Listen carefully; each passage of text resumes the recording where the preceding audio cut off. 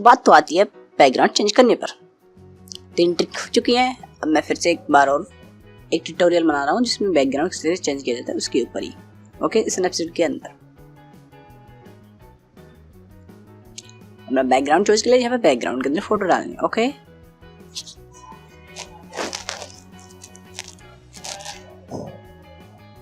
दोस्तों मैंने बैकग्राउंड भी थोड़ी देर पहले एक डाउनलोड किया था, मैं वही ले रहा हूँ।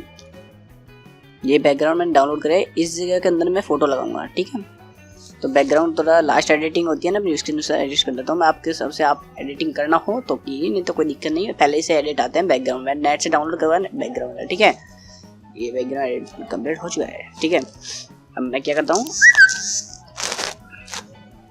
टूल्स में जाके डबल से इधर ऑप्शन पहले बता चुका हूँ मैं, 2 ट्यूटोरियल पहले से बने पड़ी है, उसके ऊपर देख लिए। मैं थोड़ा ऐसे बता रहा हूँ। ठीक है, तो अपने फोटो ऐड करते हैं इसके अंदर। एक और भाई फोटो ऐड करने का तरीका है, वापस फोटो ऐड।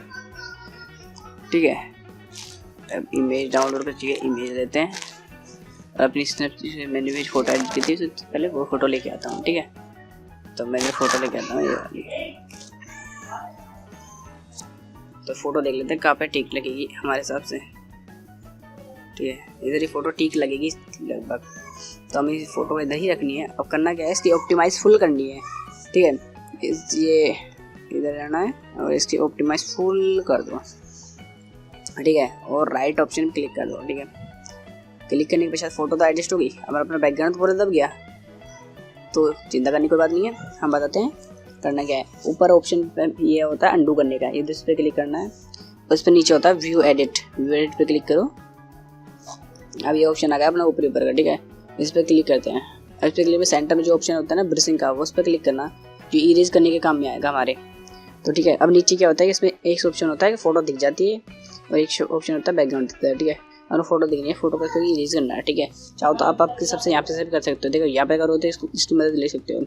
ठीक है, हम इसकी जरूरत नहीं है, अपने डायरेक्ट करेंगे। ठीक है, तो पहले आप जो फोटो इरेज करते हैं, देखो इरेज करना बहुत ईजी होता है वैसे तो, कुछ नहीं, उंगली चलाते रहो।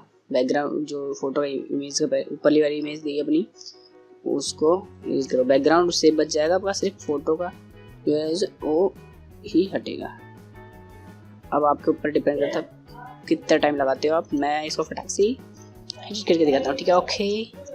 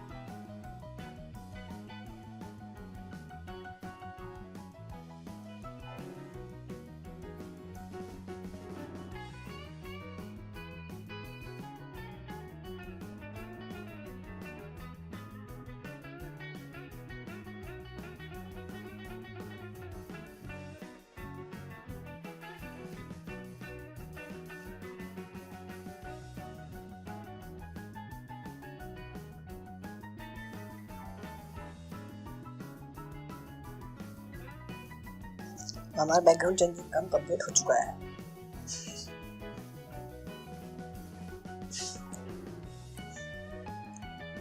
बट इसके अंदर कुछ कमी है तो वो मैं पूरी कर देता हूँ। ठीक है,